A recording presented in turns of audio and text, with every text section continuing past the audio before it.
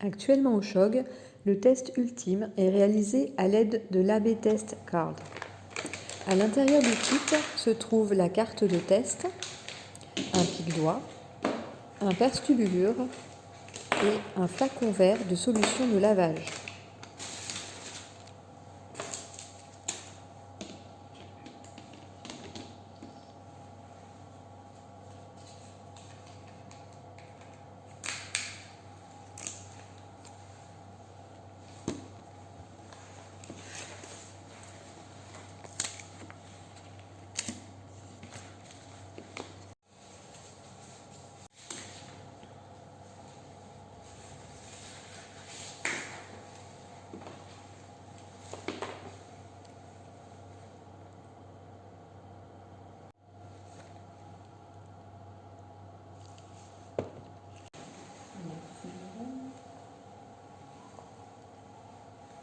Je pique.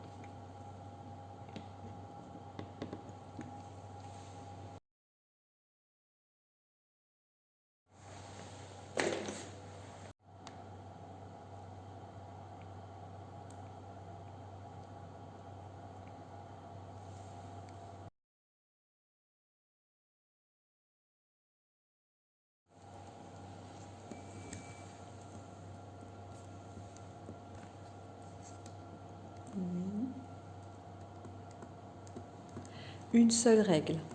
Pour un même réactif, même couleur, toute réaction positive avec le CGR à transfuser et négative avec le patient interdit la transfusion.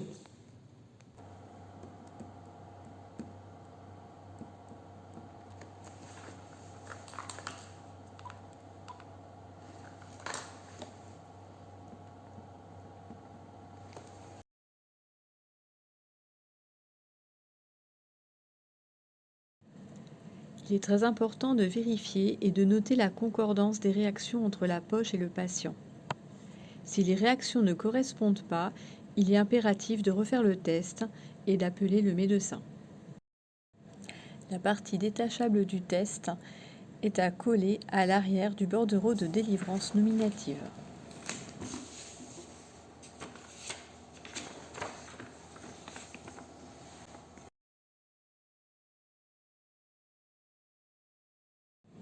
Puis, il faut contrôler les paramètres cliniques du patient.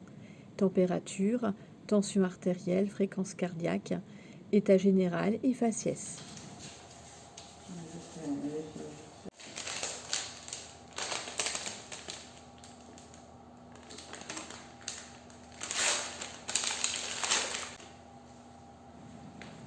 Puis mettre des gants et adapter le transfuseur à la poche de sang.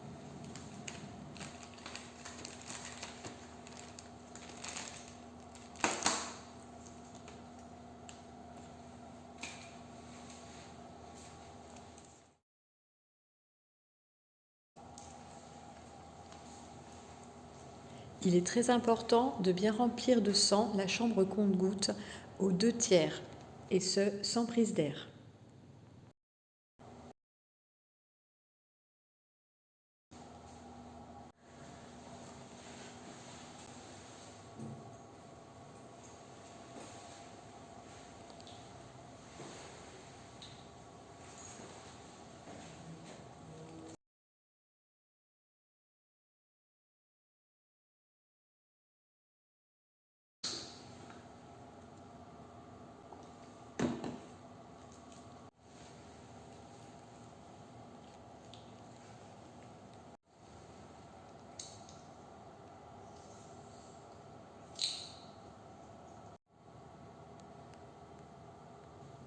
Puis, effectuer la surveillance de la tension artérielle, de la fréquence cardiaque, saturation, de la température, de l'état de conscience, de la coloration et de l'apparition de frissons.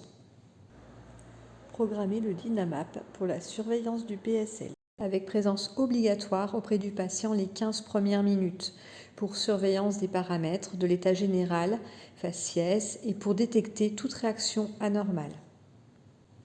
Une feuille de surveillance spécifique est délivrée par le dépôt de sang. Cette feuille peut contenir la surveillance d'une deuxième poche de PSL si besoin.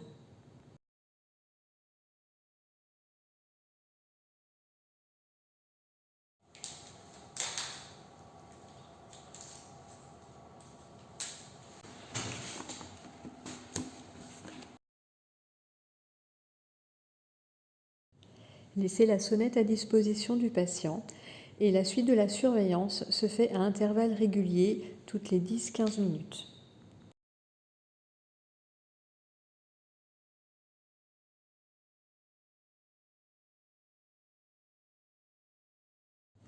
Toute anomalie doit être signalée au médecin et nécessite un arrêt immédiat de la transfusion.